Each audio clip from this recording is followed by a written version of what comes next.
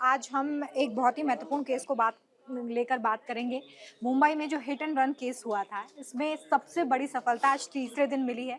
वो ये है कि इस पूरे मामले का जो मुख्य आरोपी है मिहिर, उसे गिरफ्तार कर लिया गया है क्योंकि हादसे के बाद से ही, इस एक्सीडेंट के बाद से ही वो लगातार फरार बताया जा रहा था और पुलिस उसकी जांच पड़ताल कर रही थी। हालांकि बीच में उसके पिता को भी गिरफ्तार किया गया था, लेकिन मुख्य आरोपी की तलाश की जा रही थी। सबसे बड़ी बात है कि देखिए महाराष्ट्र के मुख्यमंत्री एकनाथ शिंदे के बहुत करीबी रहे हैं आरोपी के पिता।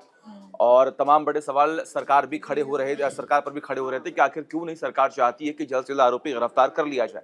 हालांकि उसके बाद एकनाथ शिंदे ने इस बात का जिक्र किया था कि हम निष्पक्ष तरीके से कार्रवाई करेंगे और जो भी आरोपी है, चाहे वो पैसे वाला हो, चाहे वो पॉलिटिकल उसका कनेक्शन भी हो, उसके बाद भी आरोपी बख्शे नहीं जाएंगे। उनके खिलाफ सख्ती से एक्शन लिया गया, जी हाँ। जिसके बाद आज एक्शन लिया गया और फिर जो आरोपी है उसे फिर से कस्टडी में लिया गया और तमाम बड़े और भी आरोप जो है वो लगातार लग रहे हैं। लेकिन इन सबसे इधर देखिए, कई बार ऐसा होता है कि मुंबई में कई ऐसे कांड जो हैं वो हो चुके हैं। पहले आपको याद होगा पोर्शे कांड भी जो लगातार चर्चाओं में रहा और उस वक्त भी यही आरोप लग रहे थे कि जो बड़े बाप के बेटे कह लीजिए या फिर जो बिगड़े बेटे हैं, उन पर कई सारे आरोप लग रहे हैं कि आखिर क्यों नहीं पेरेंट्स जो हैं उन अपने बच्चों पर कंट्रोल क्यों नहीं लगा पा रहे हैं। यही एक ऐसा मुद्दा है जिसको लेकर तमाम चर्चाएं जो है इस वक्त देश भर में चल रही हैं। हुँ। देखिए, इस पूरे मामले में जो पॉलिटिकल कार्रवाई की गई है, उस पर भी बात करना ज़रूरी हो जाता है। उसके हम्म। बाद हम इस मुद्दे पर आएँगे कि आखिर हम्म। क्या कुछ नियम बनाए गए हैं नाबालिगों को गाड़ी देने को लेकर, और अगर नाबालिग की तरफ से कोई ऐसी दुर्घटना होती है, तो उस केस में पिता के ऊपर किस तरह से कार्रवाई हो सकती है, इसको लेकर बात करेंगे। लेकिन राजेश शाह, जो कि मिहिर शाह के पिता हैं, उपनेता के पद पर वो पदस्थ थे शिवसेना में, उन्हें एकनाथ शिंदे की तरफ से कार्रवाई करते हुए नेता पद से हटा दिया गया है। और ये एक तरीके से आप ये समझिए कि दबाव भी था, क्योंकि लगातार जो विपक्षी दल हैं वो ये दबाव बना रहे थे कि अगर आप निष्पक्ष कार्रवाई चाहते हैं तो फिर पिता को पद से हटाना होगा, क्योंकि इस तरह के मामलों में अगर सरकार में ही या सरकार जिस पार्टी से जुड़ी हुई है उसी में कोई नेता पदस्थ है और वो आरोपी का पिता है, तो जाहिर तौर पे सरकार पर भी सवाल खड़े होते हैं। तो ये एक बड़ी कार्रवाई की गई है। अब बात करते हैं कि जो केसेस हो रहे हैं उस पर लगाम लगाना बहुत महत्वपूर्ण हो जाता है। और इसलिए आपको याद होगा कि इससे पहले जब एक और केस सामने आया था जहाँ पर जो कार है उसकी तरफ से 2 लोगों को टक्कर मारी गई थी। हम्म। उस पूरे मामले में भी जो नए रूल्स आए थे उसमें बताया गया कि अगर नाबालिग की तरफ से इस तरह का कोई भी एक्सीडेंट होता है तो फिर उस केस में पिता की गिरफ्तारी होगी और हम्म। साथ ही जुर्माना भी लगाया जाएगा। और देखिए, सबसे बड़ी बात जो आपने अभी जिक्र किया कि उनके पिता के खिलाफ एक्शन लिया गया और उन्हें उनके पद से हटा दिया गया। ये इसलिए भी हुआ क्योंकि एक प्रेशर था और आने वाले वक्त में महाराष्ट्र में विधानसभा चुनाव होने वाले हैं और सरकार पर एक प्रेशर तो क्रिएट बार बार हो ही रहा था। लेकिन इन सबसे इतर आप इस बात को भी समझने का प्रयास कीजिएगा कि अगर सरकार कार्रवाई नहीं करती तो एक बहुत बड़ा डेंट जो है उन्हें विधानसभा चुनावों में लगता, क्योंकि ऑलरेडी लोकसभा चुनाव में बहुत नुकसान जो है वो एनडीए को हुआ है। लेकिन इस को देखते हुए कहीं ना कहीं एकनाथ शिंदे ने ये कार्रवाई की और मेरे ख्याल से इस कार्रवाई को अब लोग सराह भी रहे हैं कि मुआवजे का ऐसा, भी हाँ, ऐलान किया मुआवजे गया का भी ऐलान कर दिया गया है कि आने वाले वक्त में जो एक पॉजिटिव इम्पैक्ट है, जो एक पॉजिटिव असर है, वो कहीं ना कहीं इस बार के चुनावों में देखने को मिले और महाराष्ट्र में एकनाथ शिंदे की जो इमेज है, जो लॉ एंड ऑर्डर को लेकर लगातार सवाल खड़े किए जा रहे हैं, वो बिल्कुल सही हो जाए। बिल्कुल। देखिए, वैसे तो सड़क से जुड़े हुए जो भी नियम हैं उन्हें सख्ती से पालन में लाया जाए, इसको लेकर तमाम कदम उठाए जाते हैं। लेकिन इस तरह के जो केसेस हैं, जो हिट एंड रन केस है, ये ऐसा नहीं है कि सिर्फ मुंबई तक ही हाँ, सीमित है। बिल्कुल बिल्कुल। सड़क हादसे की वजह से या इस तरह के एक्सीडेंट की वजह से साल भर में बहुत सारे लोगों की जान जाती है, और इसलिए बहुत ज़रूरी हो जाता है कि इस तरह के केसेस में इस तरह की कार्रवाई की जाए, एक्शन लिया जाए, ताकि एक एग्जाम्पल सेट हो सके। अगर कोई ऐसा करता है तो उसके खिलाफ कार्रवाई की जाएगी। वैसे आंकड़ा और कुछ क्या कहता है अच्छा, जानने एक के एक लिए? डेटा जो है वो मेरे हुँ। पास है, ज़रा मैं बता देता हूँ कि आखिर किन वजहों से, ख़ास तौर पर अगर हम बात करें रोड एक्सीडेंट की, तो एक डेटा है मेरे पास, मैं आपको बता देता हूँ कि तेज़ स्पीड से दुर्घटनाएँ जो हैं वो लगभग, अगर आपको बता दें तो 45,928 लोगों की मौत जो है वो होती है और एक्सीडेंट 1,27,027 है। अगर गलत लेन में गाड़ी अगर आप चला रहे हैं तो इससे कितनी घटनाएँ हुई हैं, इसके बारे में भी आप जान लीजिए। 7,330 घटनाएँ हुई हैं, जिसमें मौत की संख्या है 3,544। और ड्रिंक एंड ड्राइव की अगर हम बात करें, जिसमें कि ये तमाम जो केसेस अभी तक सामने आए हैं, हुँ। पौष्टिकरण और जो अभी हुआ है, उसमें घटनाएं जो है वो हुई हैं 3628 और लोगों की मृत्यु हुई है 1503। अब ड्राइविंग के समय मोबाइल चलाने की वजह से लगभग 2479 घटनाएं हुई हैं और 1132 लोगों की जान गई है। रेड लाइट क्रॉस करना कितना महंगा पड़ता है इसके बारे में भी आप जान लीजिए। लगभग 707 घटनाएं हुई हैं जिसमें से 271 लोगों की मौत जो है वो हुई है। और ये जो आंकड़े हम आपको बता रहे हैं ये 2022 के आंकड़े हैं।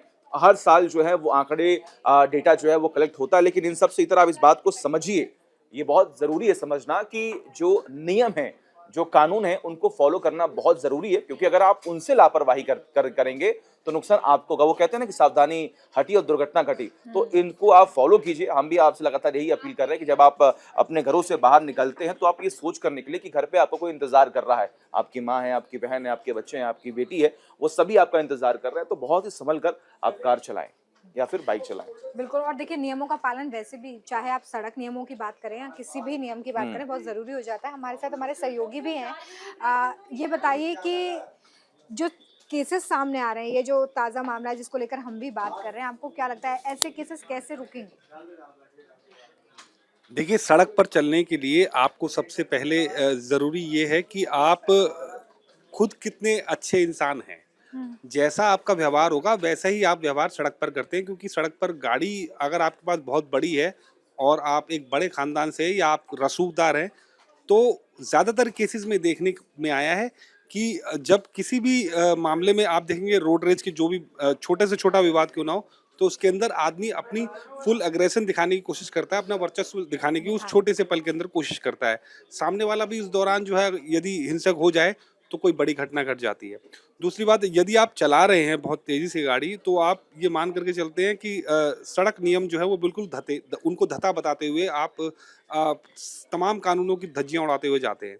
तो इसलिए जो है मुझे ऐसा लगता है कि सड़क परिवहन जो मंत्रालय है उसने जो साइड सीसीटीवी कैमरेस लगाए हैं, जो स्पीड के जो कैमरे लगाए हैं, जो चालान आज आपके मोबाइल पर आ जाते हैं, ये सब चीज़ें काफ़ी अच्छी है। लेकिन कुछ लोग जो आज भी जो मुंबई वाला केस हमारे सामने आया है, उससे ये पता चलता है कि आज भी लोगों के मन में जो एक अहम है पैसे का, वो जो है वो उन पर इतना ज़्यादा भारी पड़ रहा है कि वो कानूनों को धता बताते हुए जो है तेज़ रफ्तार से गाड़ी चलाते हुए जा रहे हैं। लेकिन क्योंकि अब वो वैसा दौर नहीं है, अब तुरंत जो है एफआईआर होती है, सोशल मीडिया का दौर है, चाहे कोई कितना ही रसूखदार क्यों ना हो, बड़ा आदमी क्यों ना हो, उस पर जो है कानून का शिकंजा कसने के लिए दबाव जो है वो बनाया जाता है। और यही वजह है कि ये शख्स जो था ये आज पुलिस की गिरफ्त में है और इस पर जो है केस चल रहा है। लेकिन ये तो कुछ ऐसे मामले हैं ना जो सामने आ गए। ऐसे बहुत सारे केसेस होते होंगे हिट एंड रन के जो हमारे सामने नहीं आते या जो लाइमलाइट में नहीं आ पाते। तो जो नियम फिलहाल बनाए गए हैं जिसमें नाबालिगों को गाड़ी ना दी जाए या नाबालिग अगर ऐसा कोई एक्सीडेंट करता है तो पिता को गिरफ्तार किया जाए, जुर्माना लगाया जाए, या और भी जो तमाम नियम है, ये आपको काफ़ी लगते हैं या इसमें और भी अभी बदलाव होने की ज़रूरत है? देखिए, सबसे ज़रूरी चीज़ तो हमें अपने अंदर बदलाव करने की ज़रूरत है। मुझे ऐसा लगता है कि गाड़ी ले लेने से भर से या लाइसेंस हाथ में ले लेने भर से आप जो है आपको वो सलीका नहीं आता है गाड़ी चलाने का या यातायात नियमों का पालन करने का, आपकी खुद की जो ज़िम्मेदारी है। असल में हमें अपने आप से सीखने की ज़्यादा ज़रूरत है कि हम खुद कैसे जो है सामने वाले को ट्रीट करते हैं, सड़क को ट्रीट करते हैं, देश के कानून को ट्रीट करते हैं। असल में हमें खुद अपने अंदर चीज़ें बदलने की ज़रूरत है। हम कानून जो है वो सख्ती ज़रूर दिखा सकता है, लेकिन उस कानून को अमली जामा पहनाना जो है वो हमारी अपनी ज़िम्मेदारी है। आप कानून कितने सख्त कर दीजिए, लेकिन कानून तोड़ने के आप देखेंगे कि बहुत सारी चीज़ें देश में आ जाती हैं। सुप्रीम कोर्ट ने गुटखा बैन किया, लेकिन कंपनियों ने क्या किया, पान मसाला अलग कर दिया, तंबाकू अलग कर दिया, आज धड़ल्ले से वो बिक रहा है। तो उपाय बहुत हैं। लोग सीट बेल्ट के लिए क्या करते हैं, सीट बेल्ट का अलार्म जैसे बजता है, आपने सीट बेल्ट नहीं लगाई तब तक वो अलार्म बजता रहेगा। 100 रुपए का एक इक्विपमेंट आता है जो करोल बाग में और किसी भी मोटर मार्केट के अंदर मिल जाएगा, उसको अंदर डाल देते हैं, उसके बाद वो बजना बंद हो जाता है।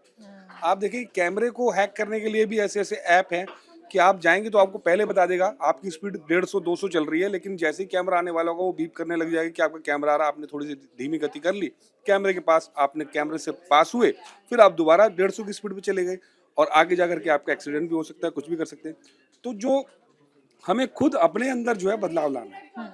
चलिए, बहुत तो बहुत महत्वपूर्ण बहुत बात। शुक्रिया पंकज जी आपका, क्योंकि देखिए बहुत ज़रूरी होता है, क्योंकि जैसा कि हमने शुरुआत में कहा कि बहुत बड़ी जिम्मेदारी है आपकी देखिए सरकार काम कर रही है, वो इन्वेस्ट कर रही है कई चीज़ों में, वो नियम बना रही है, तमाम वाद-विवाद होते हैं, उसके बाद नियम जो हैं वो कानून बनते हैं, लेकिन वो बनते सिर्फ़ आपके लिए हैं। अगर आप ही उन कानूनों का पालन नहीं करेंगे, उन नियमों का पालन नहीं करेंगे, तो नुकसान भी आपका होगा।